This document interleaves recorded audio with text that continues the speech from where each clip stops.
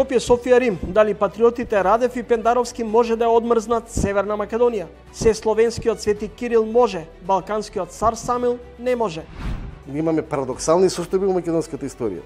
Ние имаме споменик на Тодор Александров и на Васил Чакаларов во Скопје, а во официјалната историографија, ако прочитате, тие се структури на бугарското крило на ВМРО. Отворени граници кон Грција, испостена Гевгелија, очекува економско закрепнување. Јас би го рекол, границата за Гевгелија ради местоположбата живо значи. Освен казина, беше познат по голем број на стоматолошки ординации. Подмладување на СДСМ, нови сили од стариот заев. Секако е погрешно и веројатно е добро во нашето општество да престане да важи таа флоскула, тоа правило дека со парите можете да си купите се, па дури и слободата.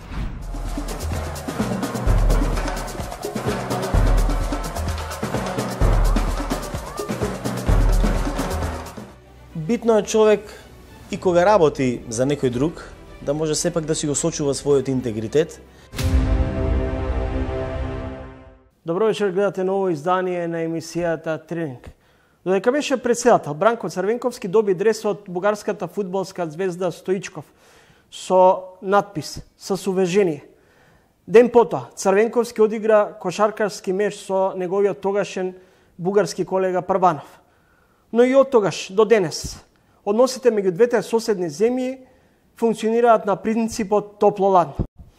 Дали новата средба на македонскиот председател Пендаровски со неговиот бугарски колега Радев ќе доведе до затоплување на релациите? Во ова издание на Тренинг, мој соговорник е Маријан Николовски.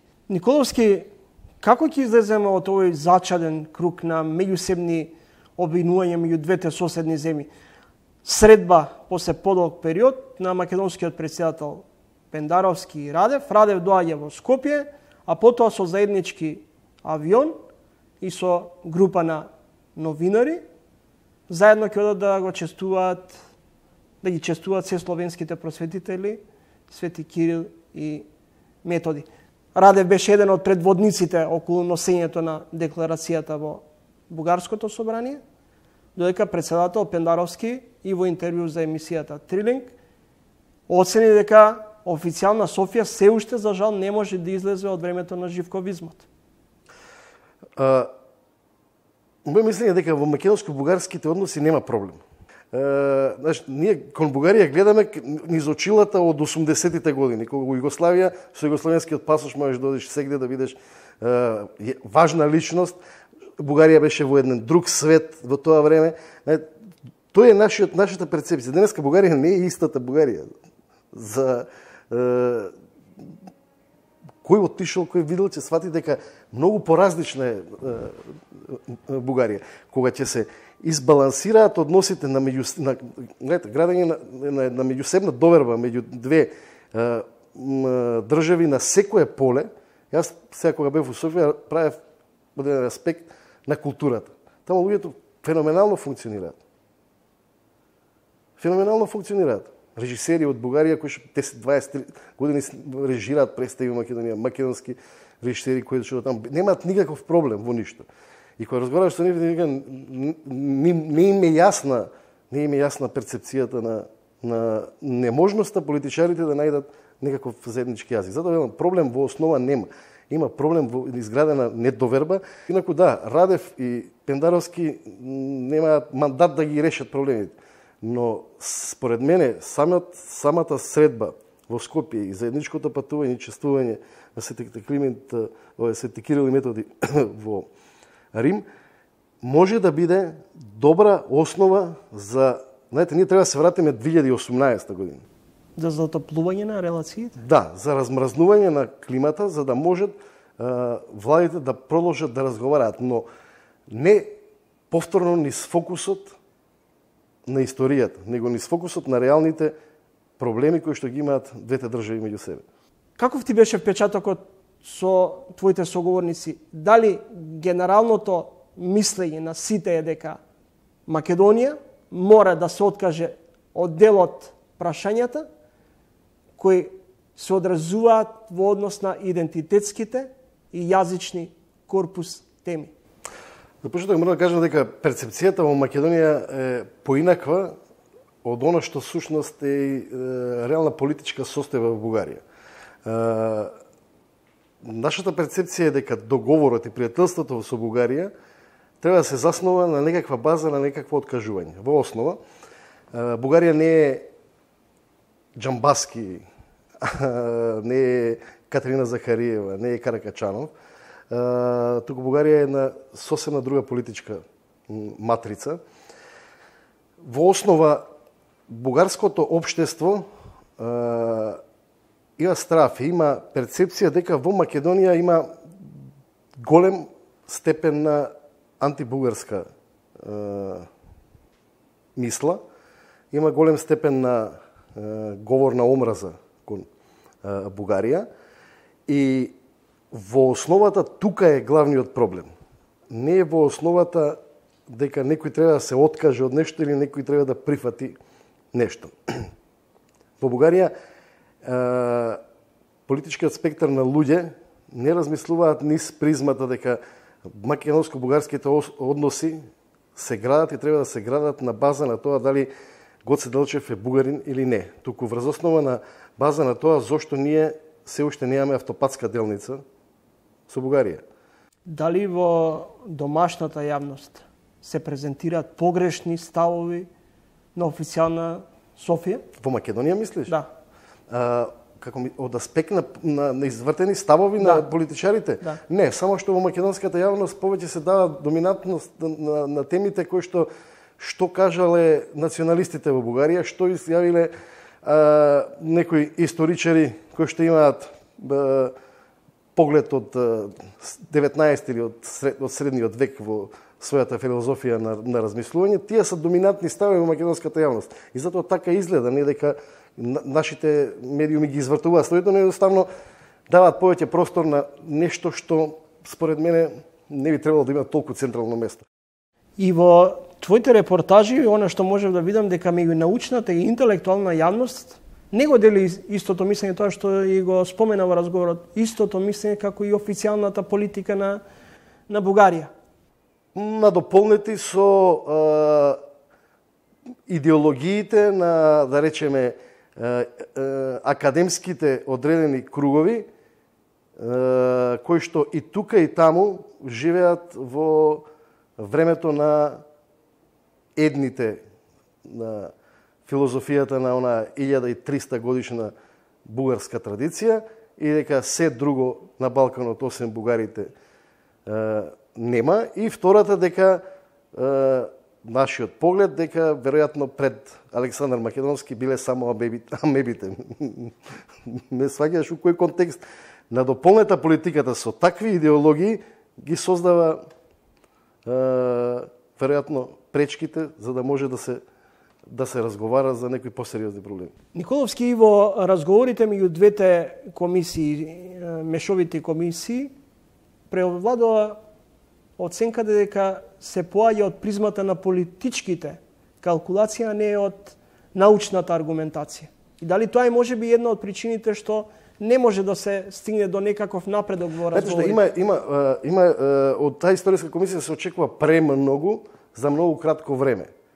Низ голем притисок кон неа. Тоа нема да донесе никаков резултат. Во основата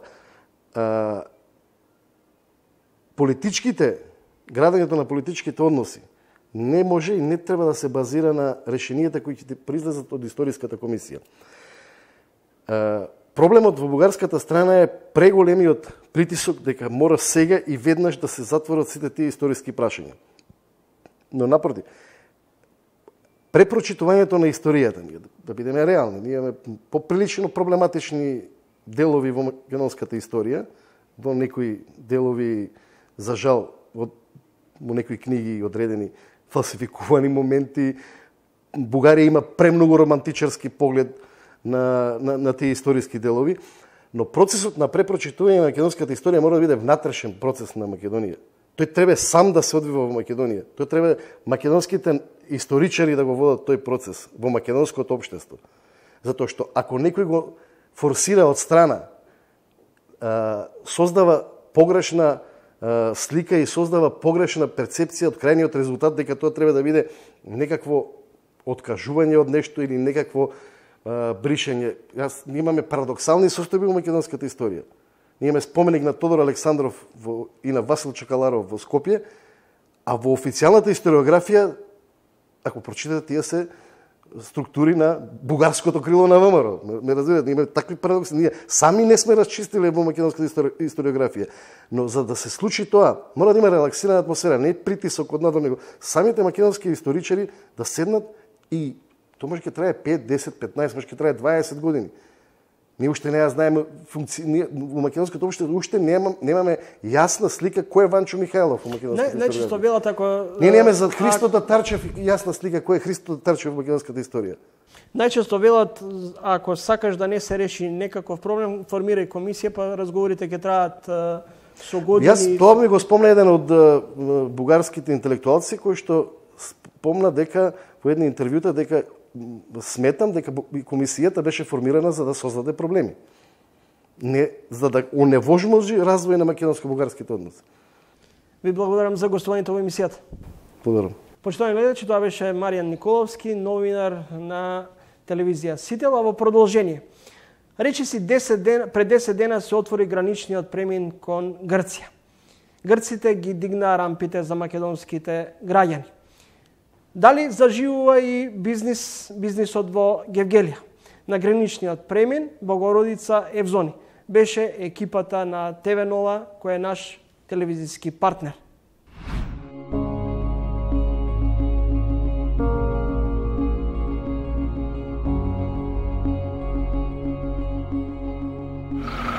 На 14. мај оваа година конечно се крена рампата на граничниот премин Евзони и некаде по едногодишна пауза може туристите од Европа, а и од Македонија нормално, да ја преминуваат македонско-грчката граница. Еден ден пред да тргнете, мора да отидете на страницата на travel.gov.gr, од каде што ќе извадите еден документ кој што го пополнува целата фамилија.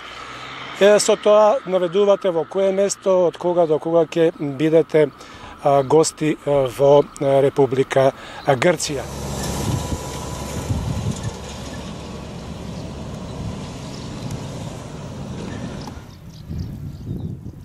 Како што може да видите, 4-5 дена по отварањето на границата, граничниот премин Богородица од македонска страна е празен. Во разговор со командирот на граничниот премин дознавме дека дневно во овие услови границата ја поминуваат околу 300 патници, за разлика од 2019 година, кога на овој граничен премин преминувале 3 милиони патници во таа година. Поважен е вториот момент што ќе има можност грчките граѓани да доаѓаат во Гевгелија. Тоа е за нас најбитно.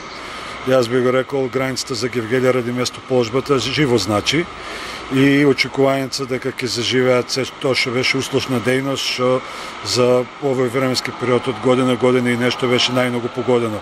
Угостителството, занајчиството, казино туризмот, стоматолошките дејности и ред други работи. Гевгелија е град познат по казина и во последните 10 години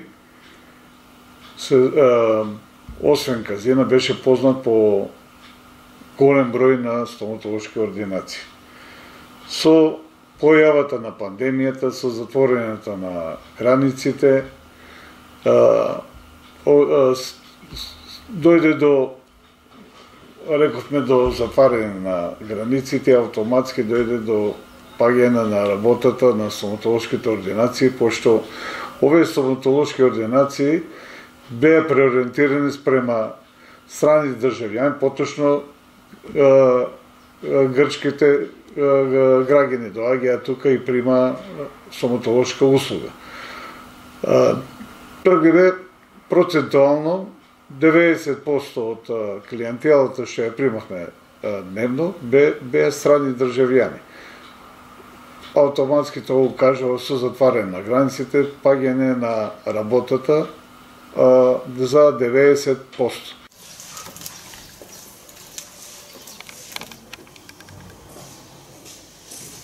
Офталмологијата во Гевгелија je otvorena пред 3 години и точно овој период со пандемијата не затекна овдека во функција, меѓутоа нашата поставеност е ради населението од овој дел на Македонија. Имавме исто жители од соседна Грција, меѓутоа воглавном нивната посета на градот Гевгелија или овој дел е поради стоматологијата. Овдека како ние функционираме, исто дознат дека околу 34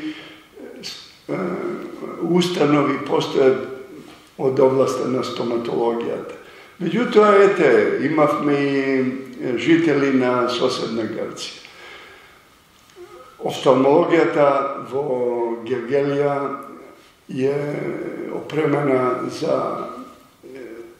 воглавном за испитување и лекување на очните болести.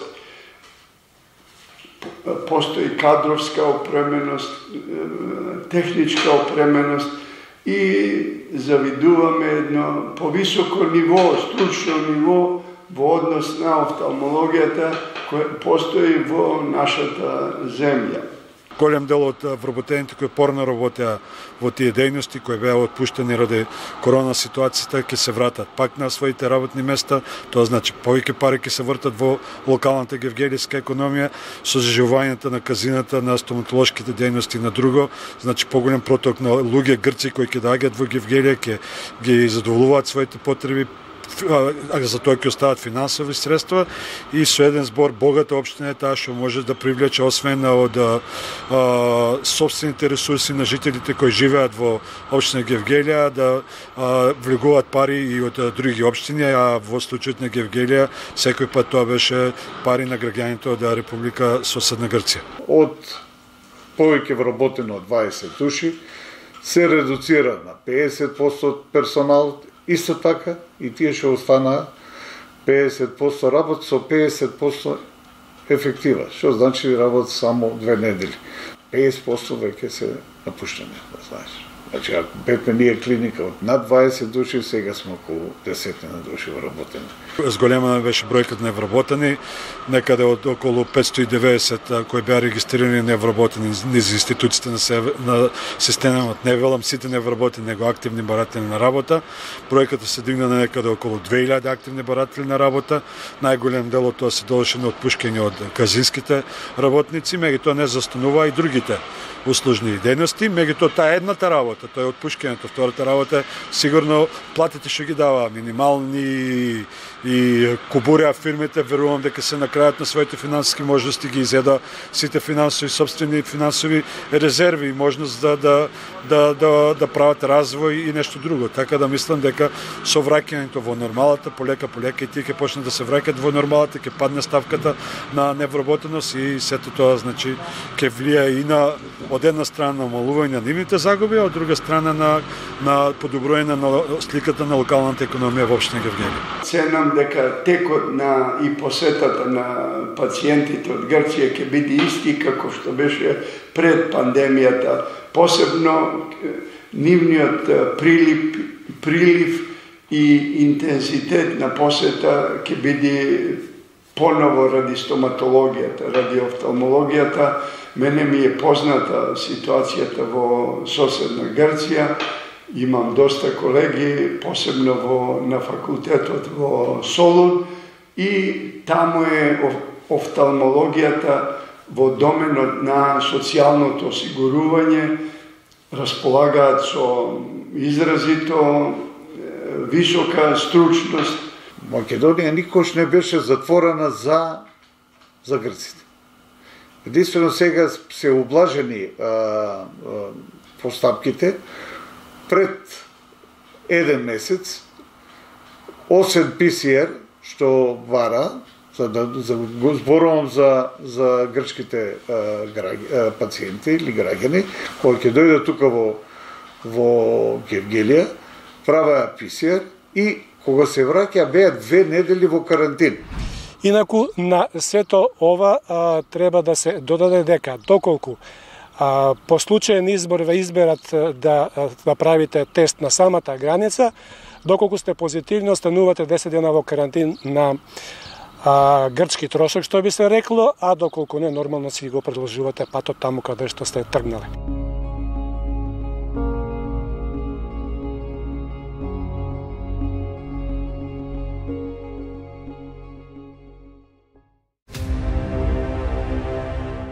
Како некој кој што бил директор на државна институција, кој што земал една плата од околу 1000 евра, може да издвои за толку краток период на своето работење толкава сума на пари да ги понуди како гаранција. Предпоставувам вистинското прашање за тоа зошто обвинителството се реши на еден таков чекор и да дозволи пуштање на господинот Мијалков од притвор, треба да се адресира кај таа институција. Вака ја замислувате правдата? Вака гледате на правдата? Оваа одлука која што сега ја проблематизираме и која што го нарушува оној слоган на нема правда, нема мир, е донесена од еден дел на судската власт и секако законодавната и извршната може да имаат различно гледиште на тоа, меѓутоа ја пак би кажал, природно е само по себе и под притисок апсолутно на јавноста вистинската одлука на крај исклучиво да ја донесе судската власт. Политиколог во аграрот од Виница авансираше во Министерството за земјоделие. Директор е на платежната агенција. Денуве беше и дел, односно е избран и за дел од најтесното раководство на социјалдемократите. Никица Бачовски е мој соговорник во ова издание на Трилинг. Добре дојдете во емисијата. Ви благодарам на поканата. Господин Бачовски, по се изгледа дека човек треба да има многу пари и се може да купи во денешно време.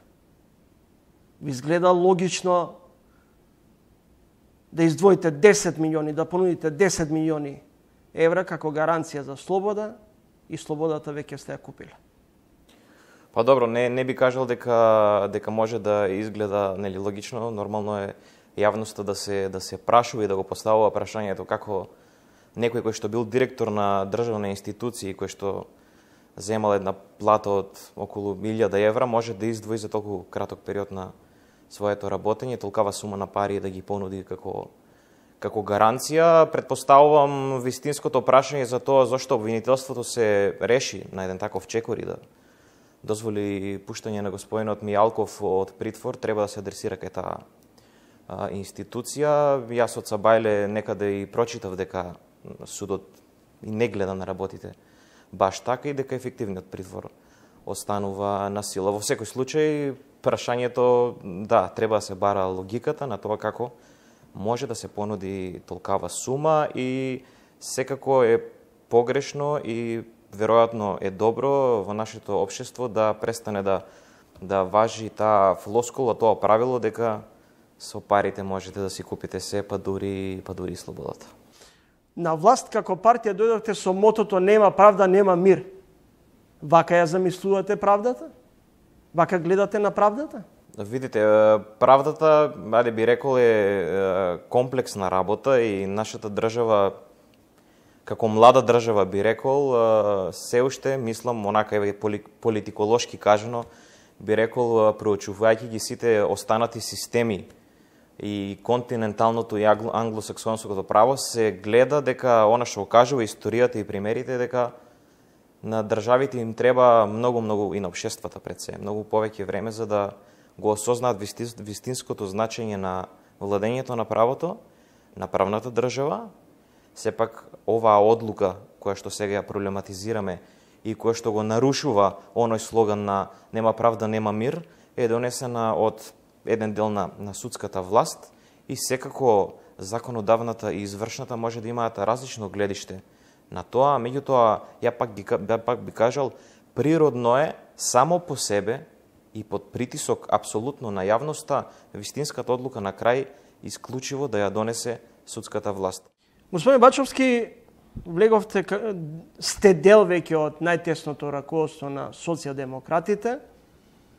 Тандемот Заев-Николовски оцени дека вие може да придонесете за проветрување и за подмладување на партијата за промовирање на нови идеи и предлози, но допираат ли до вас оценките дека Заев всушност избра дел од луѓето кои ги избра се луѓе лојални, кои не може да му се спротистават? Па вака, ајде да навлеземе во генезата на тоа како сум стигнал да бидам член на извршниот одбор на партијата, што за мене представува огромна чест и задоволство. Нормално, еве да потенцирам дека сум и најмладиот член од тоа извршно тело на партијата. Јас влегов во тоа извршно тело најпрви на предлог на социјалдемократската младина, односно локалниот клуб во мојата, да речем, општинска организација. Потоа сето тоа беше проследено до централата на партијата со целата моја биографија и така натаму. Не би се согласил дека таму се луѓе кои што, да речеме, се ставени чисто колку да го слушаат она што ќе го каже на високиот врв на партијата. И јас мислам дека ова е добар показател, особено спрема младинската популација, дека единствениот пат кон напредокот, кон успехот, кон напредувањето е преку мерит системот, преку претходната добра работа, преку биографијата и преку резултатите кои што сте ги постигнале во минатото. Пред се, ова е мој личен впечаток и моје лично мислење, што и треба на државата. На државата и треба енергија, ревностност и прогрес. И поглед кон иднината, секако транспарентност и почитување пред се, оно што ја би рекол цивилизацијска придобивка во последните 3-4 години е почитувањето на туѓото мислење. Она што за мене како млад човек беше најпогрешно и најболно во минатото, беше и во моите студентски денови нормално, студент на политички науки, беше тоа што туѓото мислење се сметаше по дефолт како погрешно. Се уште не се расчистени случаите со криминалните и сомнителни случаи од времето на ВМРО ДПМН, а веќе вие се соочувате со сериозни проблеми и критики како владеачка гарнитура. Денове се случи, например, да објави владата дека ќе набавува нови возила во време на пандемија. Ве се случува скандал од типот на случајот Рашковски, кој сега во моментов е зад решетки. За поранешниот генсек, премиерот Заев, уште пред да биде покренато обвинение, беше дециден. Нема простор за сомнеш, ниту да се бара одговорност од Рашковски во однос на набавката околу опремата. Крајниот збор за било каков случај, еве и за конкретниот, и за сите случаи кои што се со сомнеш на криминал и злоупотреба на службена должност, крајниот збор повторно го има судската власт. Она што јас го кажав во едно мое, да речеме, излагање на Facebook беше дека добро е кога јавноста е слободна да реагира и да подигне на толку високо ниво секој сомнеш за злоупотреба на службена должност. Тоа се рефлектира, верувајте, на сите носители на функции, на службени должности и така натаму. Кога гледате вие дека јавноста е ревностна, дека ние имаме слобода на говор, слобода на мислење, слобода на медиумско изразување, многу повеќе ќе внимавате на вашите постапки, за и вие да не бидете утре дел на нешто што ќе излезе во јавноста, ќе ве инкриминира и по допрен глас нормално ќе се започне постапка против вас.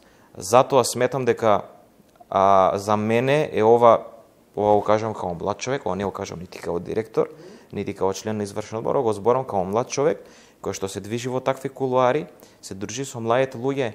Она што е цивилизацијска предност, пак ќе повторам во последниот период, е тоа што секој од нас може да си го каже своето мислење и она што е многу важно, различното мислење се почитува, а не се казнува. Господин Бачовски, зошто се обидовте да побегнете да ги објавите тајните и остри критики адресирани до Заев и неговиот модел на автократно владење, на функционирање на партијата? За кој зборим? За време на Конгресот. Јас не бев присутен. од она што го знам како природа на политичката партија, дека сигурно имало внатрепартиска дебата, сигурно се разговарало на различни теми, и тоа не е случај само, предпоставам, со овој конгрес, во сите органи и тела на партијата. Јас сум член на секретаријатот за земјоделство, затоа што таква институција водам, таму се луѓе од институциите, таму се професори, таму се експерти од невладениот сектор, и ние внатри на таа мала, би рекол, клика, тоа мала група која што треба да одлучува само на еден сектор за земјоделство, имаме различни ставови, имаме различни мислења, а тие различни ставови и различни мислења допринесува до една работа: многу поуспешни политики во секторот земјоделство. Останавте социјалдемократи без додавката северна.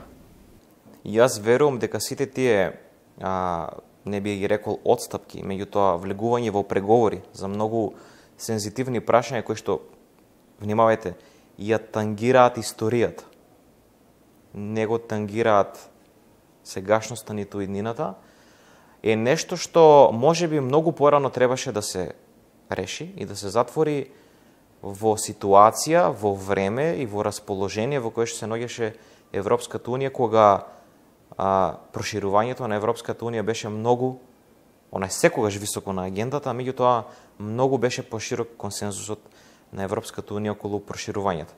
Видовме дека успеа да влезат и Романија и Бугарија во моменти кога, јас би рекол, ако се споредиме со нашата сегашна ситуација, многу помалку критериуми има исполнето од нас. Влезе една Хрватска која што чекореше заедно со нас. Јас млатно прилично се сеќавам дека постојано имаше мисии од Македонија и од Хрватска кои што комуницираа помеѓу себе, си помагаа едни на други и прилично заедно чекоревме во тие води. Има и тие одреден проблем со Словенија. Се реши на многу подруг начин на кој што сега би рекол Бугарија наметнува да се реши. Меѓутоа пак би кажал, јас верувам дека сите овие разговори кои што ги имаме со една единствена цел, а тоа е подобра иднина. И тоа е нешто што нас како млада генерација не интересира.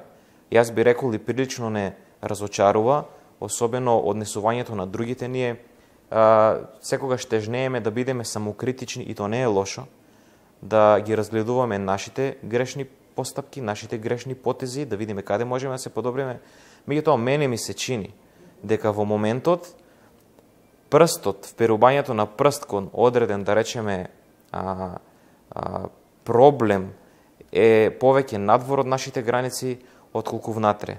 Мислам дека као држава и од она што ги даваат прогресите, ние сме институција од кај што доаѓам као директор, која што постојано имаме прогрес репорти, се следи нашето работење.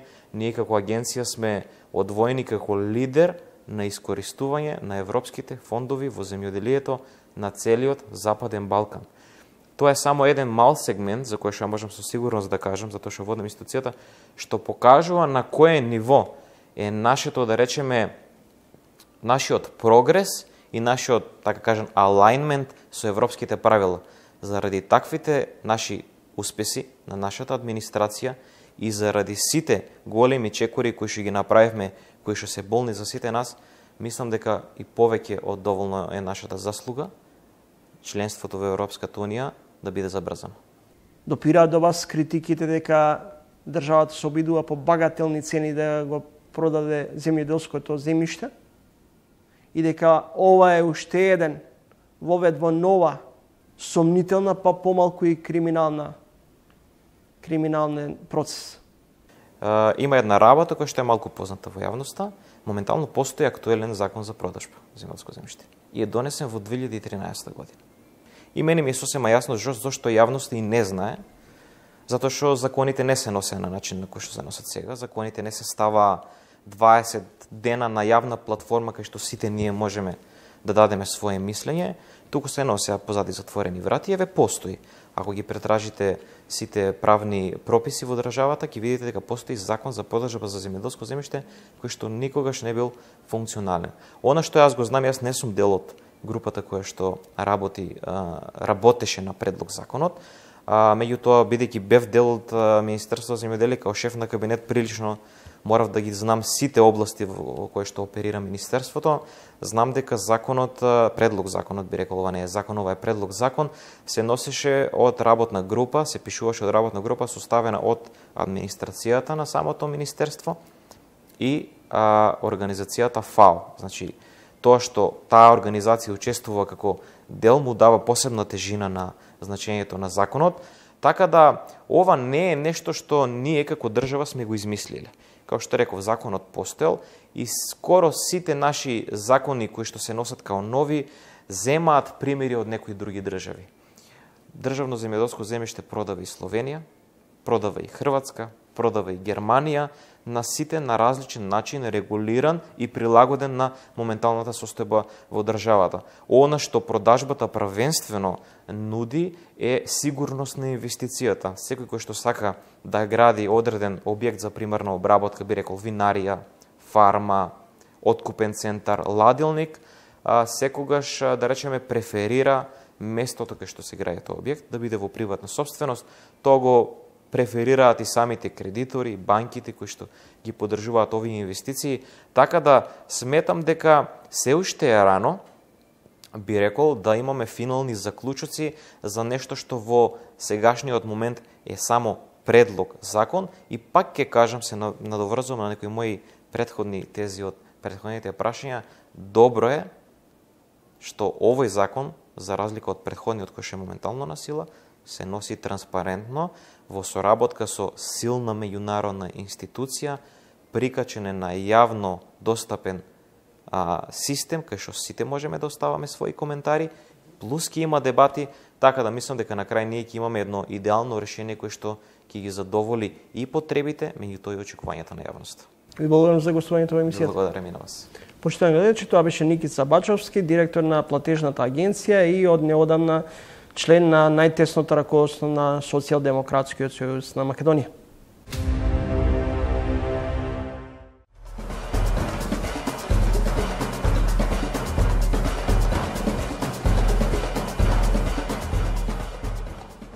Музичарите се тие кои што свират, музичарите се тие кои што го произведуваат звукот и целосната продукција, нели, на се она што излегува од другата страна, публиката што го доживува.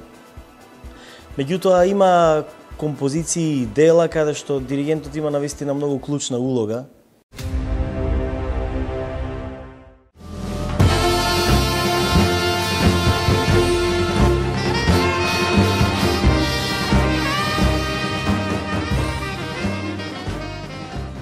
Музичар кој за себе со само својствена музикалност и мултиинструментализам си поигрува не само на Македонската филхармонија.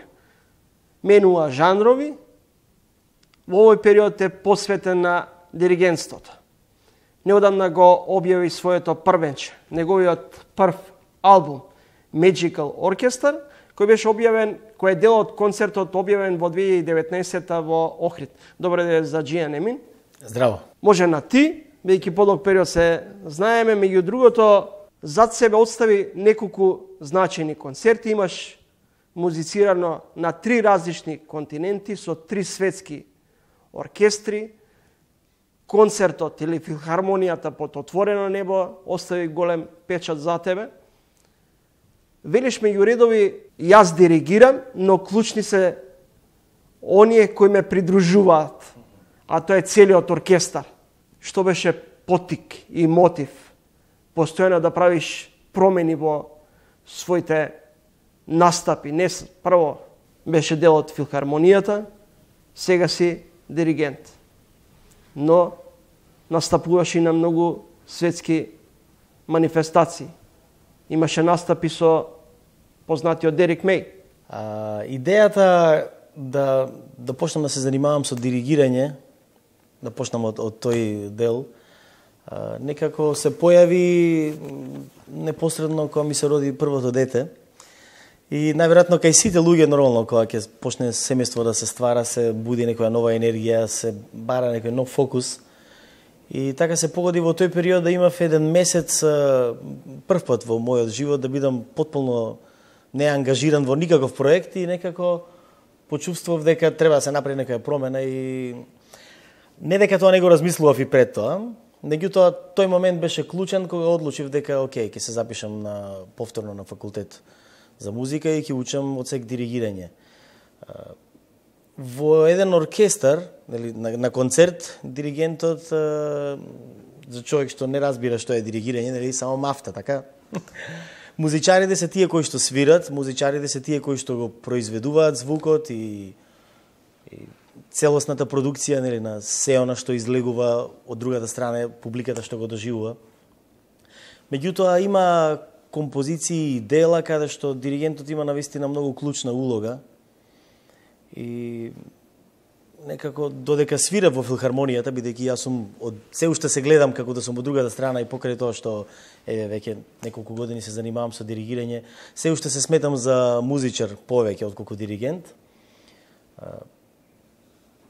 Почувствував дека можеби би можел да придонесам за тој сегмент на поефикасно изведување на некоја музика, дека можеби би можел ја да придонесам во тој дел да биде поквалитетно или по-добро или, ајде да кажам, поубава и попријатна соработка да имаме со оркестрите, бидејќи сум имал искуство каде доаѓаат секаков тип на диригенти од најврвни до почетници и до врвни имиња кои што сметам дека не се сериозни диригенти и тотални анонимуси кои што сметам дека се супер музичари.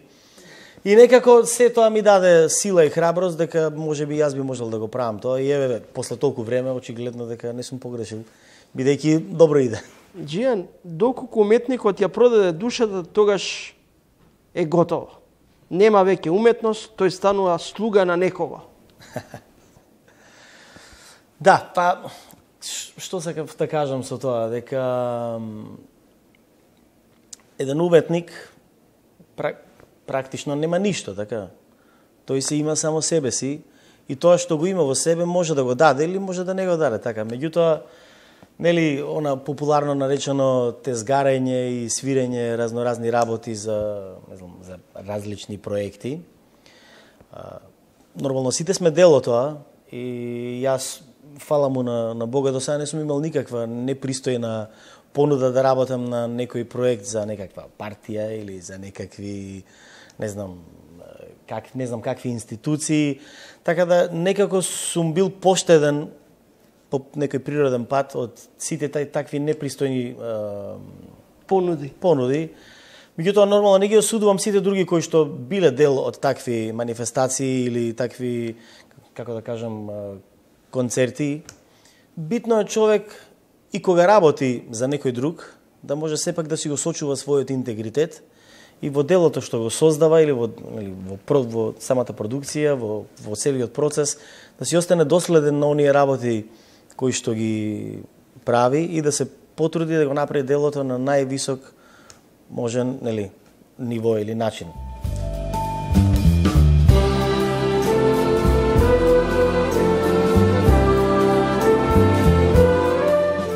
Magical Orchestra, кога адреналинот е највисок? Со Magical Orchestra добивме понуда, уствари тогаш и се создаде тој оркестар, да настапиме на галичка свадба, што е многу, мислам, звучи не својствено за еден ваков оркестар да настапува таму. И таму имавме настап заедно со Мајовци, тоа беше една група од 30 на луѓе, каде што беше голем спој, голем хибрид на класична музика, на джез музика, на народна музика, со зурли и тапани. И тоа помина некако многу добро. Сите беа многу задоволни, и организаторите, публиката поготово. И потоа имавме уште неколку настани со истиот проект, меѓутоа без Мајовци. Едниот од тие беше во Охрид на Античкиот театар. И тој концерт, дел од тој концерт, одлучив дека треба да се издаде и така да се појави на CD, а адреналинот и енергијата со тој состав е навистина многу силен и енергијата е навистина многу јака, бидејќи во самиот оркестар имам другари со кои што работам цел живот заедно. Се знаеме многу добро. Има и музичари кои што се импровизатори, кои што свират и джез, кои што може да импровизираат, кои што може да свират и така наречена фри музика, значи само да им дадам простор и они сами да свират. И од друга страна имаше еден мал експеримент кај што еден дел од музичарите, бидејќи во оркестарот има и музичари од филхармонијата и од операта, и на некој начин и тие беа вмешани во одредени импровизации, и сето тоа го прави многу возбудливо, бидејќи не е само напишана музика која што се диригира, туку што и за време на самиот концерт се случуваат секакви промени и секој концерт е различен. Коронавирусот ги погоди уметниците, влијаеше врз културата, театарот, филхармонијата, иако за волја на вистината, во изминатиот период во главном филхармонијата функционираше безпрекорно.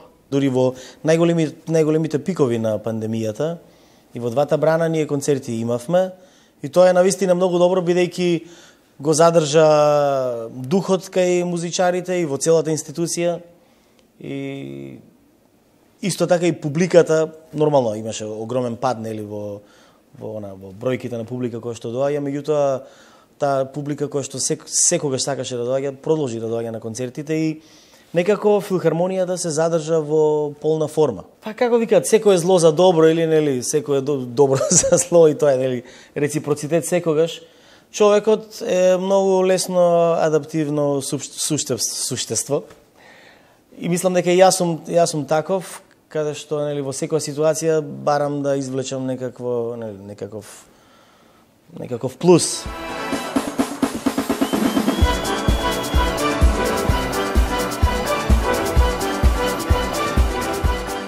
Два настапи, подготвувајќи се за овој разговор, ти оставиле во изминатиот период особен печат. Тоа е концертот заедно со Дерик Меј и филхармонија на Потоотворено небо што го реализиравте во парк. Може да се каже дека концертот со Дерик Меј кој што го одржавме во Лондон, во познатата Royal Festival Hall, е некако своевиден врв во светски рамки на, нели, во успехот на одредена кариера на одреден музичар. Меѓутоа, не би рекол дека е најдоброто нешто со кое што најмногу се гордеам или со кое што најмногу сум среќен што го имам направено. Сепак концертот со Феми Кути кој што го државме во Скопје, нели, под отворено небо, е, би рекол, нешто најневеројатно што се случи во Скопје, и некако ми е посебно драго бидејќи јас учествував во целата подготовка и во сите преговори, и тоа траеше неколку години додека да се случи да настапиме со Феми Кути во Скопје. И тоа ми е навистина посебен драг концерт, бидејќи помина ептен добро, и непосредно по овој концерт имавме и концерт заедно со филхармонијата во Белград, каде што имаше публика околу 23-4 луѓе, под Калемегдан свиревме, и тој би рекол проект е некако ми лежи на срце. Покрај сите други мои што ги имам направено. Џијан, кој диригира дома? Вие или сопругата, односно ти или сопругата? Дома диригираат децата, ние и сопругата не диригираме. Едното дете е 10 години уште малку, другата е 5 години, така да тие се во тие години кои што диригираат јако, нели? Нормално ние се обидуваме да ги усмеруваме, меѓутоа тие се силни и темпераментни. Ги пренасочувате и тие да заплуват во музичките води? Во културата, во уметноста? Бидејќи ние сме музичари дома и сопругата е, нели, професор по пијано, така да неминовно е децата да не бидат во постојан контакт со музика. И на една од средбите кога сопругата морала да го однесе детето во школо, да ја почека она да има час, го ставила кај една колешка која што предава виолончело. И денес синко свири неколку години виолончело, и до сега има 2 први награди освоено на 2 надпревари. Така да има отпор сериозен кон музика, бидејќи јас сум музичар и тоа е нешто што го одвлекува, што ме одвлекува од него наназад со години.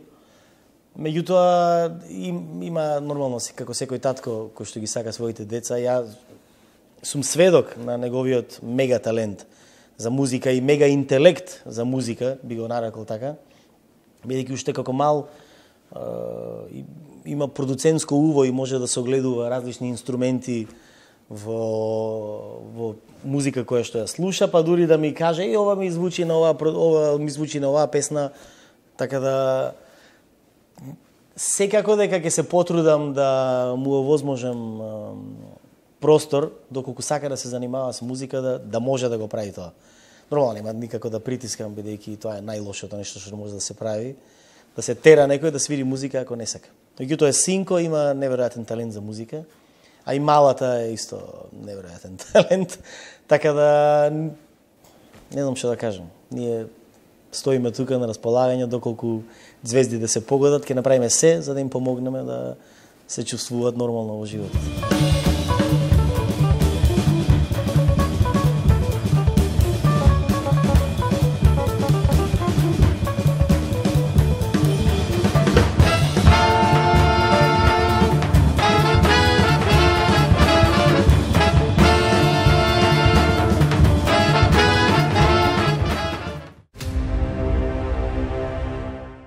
Пред нас е уште еден продолжен викенд, 24 мај, денот на сесловенските просветители Кирил и Методи.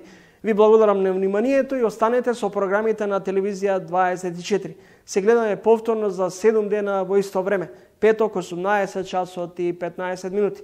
Инаку емисијата Трилинг се реемитува и на нашите регионални телевизии. Довидување.